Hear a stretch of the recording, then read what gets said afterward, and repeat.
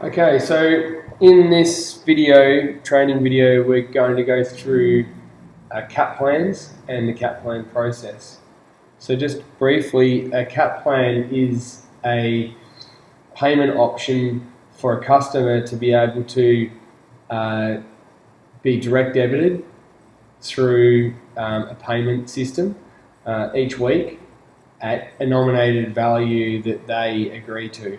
So basically, we sit down with the customer and we say to them, well, how much deposit do you have, and what are you comfortable with paying each week? That gets drawn up into the small 1-page or 2-page contract that they sign, and then this is the setup process after that.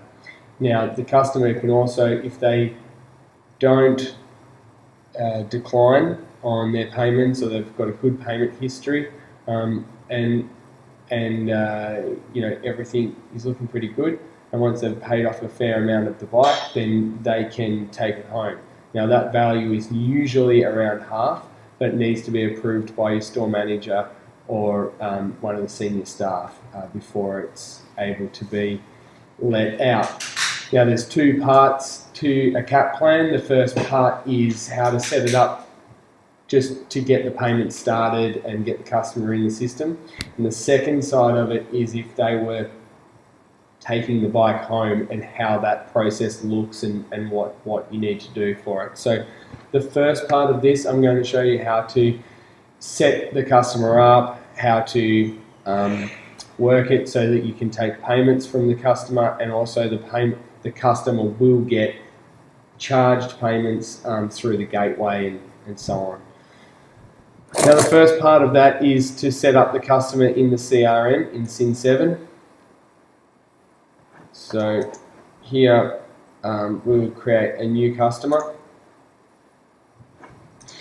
It always has CAP plan at the start, and then the first name, so straightforward. Here we always need to have payment terms, so we put in some payment terms. It doesn't matter which one you choose, obviously, as we've said in other videos, but you just need to have payment terms in there. Phone numbers and email. Okay, you'll pre-fill most of those fields out if you've got it saved. I have put it in the wrong field there. It's got to be in the first name, obviously, and the last name. Okay, save that. And we're ready to start setting up the customer. So go to sales orders. We create a new sales order. Change the rep, obviously. First name, so it'll be Tony. And it's a CAP plan. Now, I've made a few in here, so I just know that I've done this one with a space in it. Now, make sure your branch is correct, and then start entering your codes. So, CAP. Now, there's two parts to this. The first one is the CAP plan fee, which is the service fee. So that needs to go in. That's for every CAP plan. The second one is the service. So this is actually what's going to get done. Now, this is very much like an unlimited plan. You then have to add up the values and put it together before you commit it. So I put in a header here. We're going to do an MXA, so I add the MXA here so it's easy to add up. Okay, and we come to $17.94. But if you take out that CAP plan service fee just for a minute, it's $2.95. You can find out what your actual value is for your CAP plan service here, which is $14.99. So we add $14.99, $2.95. We remove these products because we don't want any products on there apart from these two. And we say what it is. MXA 25.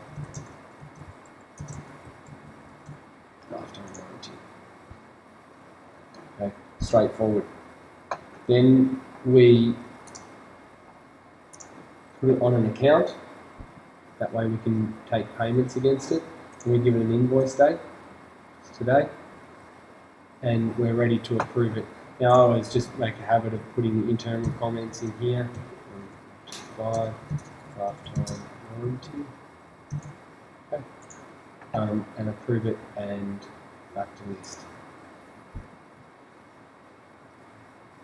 For it to show up in the POS, we just need to go to our Xero partner and import the orders. If you don't have access to this area, that would be because only a store manager probably has access to it, so you just need to talk to them about that. And then you have your sales order ready and set up and ready to take payments. When we go back, we go into the POS system to take a payment against that CAT plan.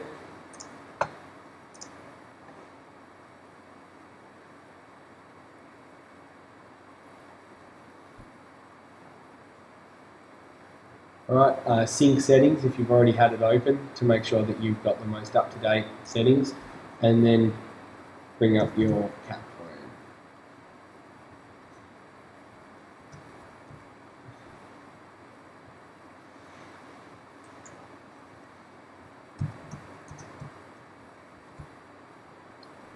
There it is.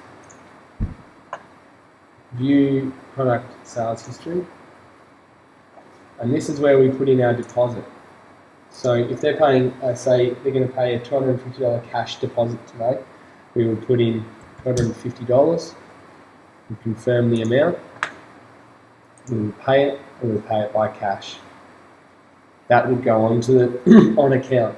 Then we would get our paperwork, which is the paperwork that that the customer has signed with the amount that they're paying per week and their deposit and other parts, and take that to send that to Sally, whether you send it by email or you send it by probably not post, but yeah, email is the best method.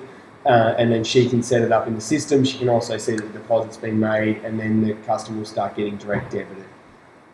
This is the same method if the customer wants to come in and pay off some money. Like say for example they're paying $50 a week, and then they say, oh, I got a bonus at work and I want to pay $200 off it. You can do it through this payment method here as well, just the same way.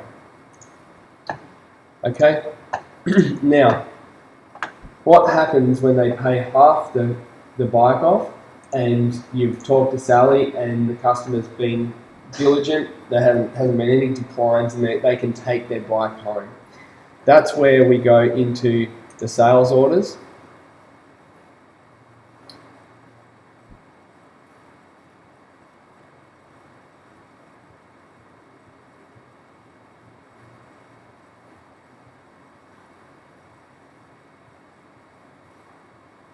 Okay, and we need to do a few step process here now to be able to do this. Now I'll just bring up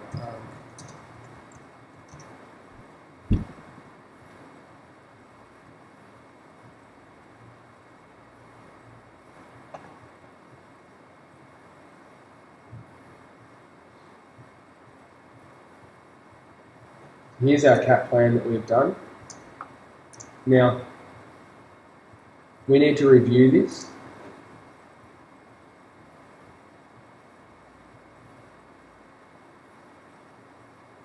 And you can see here we've got the MXA and lifetime warranty, and it comes to $14.99. So what I do firstly is just obviously MXA 125 and the CAT service, it's the lifetime warranty. So we need to run a credit note against the CAT plan for the MXA and the lifetime warranty, and then create a new sales order, which is the bike that's going to actually leave. So what we do here is in review, we go to actions and we create a credit note from sales. We're going to credit the CAT plan service fee, okay, which is $648 90 in this case. So 1648, 90. And we transfer products. That creates a credit note in the system for that thing. And sorry, I've got the value wrong here. It's actually 14.99. I'm not sure why it showed that before, but we need to then, pull this back onto the to a credit note. Invoices for today, and it was completed today. So I approve that. And the payment to be on account. Okay, so then Sally will get that on account payment of $14.99. So we approve that. That has now removed that cap plan service. Then we need to create a new sales order. New sales order. It's important that it's under the same customer, exactly how it was before. So the cap plan, and then we put the actual products in. MXA 5 and warranty. Okay, $14.99. Again, on account. We set an invoice date, and if it will be going out, then we fully dispatch it. Now, dispatching it means we need to choose a bin. So in this case, we would choose this bin, lifetime warranty, and we'd approve it, and then it's done. Customer can take the buy. Sally will have the information to be able to update the customer's back end and make sure that it's all correct, and then the customer would just be paying off the last of that invoice.